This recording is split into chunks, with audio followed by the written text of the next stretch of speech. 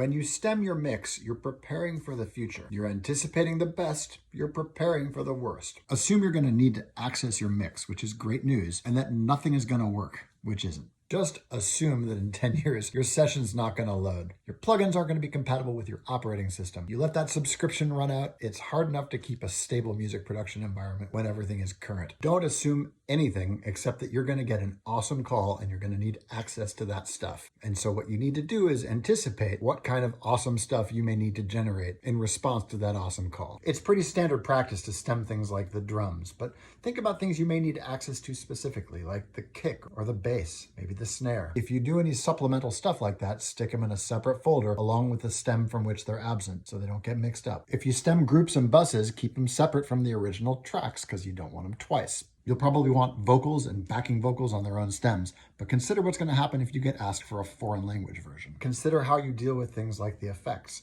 Do you want those baked into the vocal or on a separate stem? There are problems with both. Remember to include all your automation. Understand what you're going to be looking at is a folder full of files and you're not going to remember what any of them are. The best stems are the ones with the least number of files that gets you the thing you need. Like pretty much everything else with this craft, there's no formula for this. The formula is to be thoughtful about it and do your best to make intelligent choices. And if you know somebody who belongs in a Beat Kitchen class, share this post.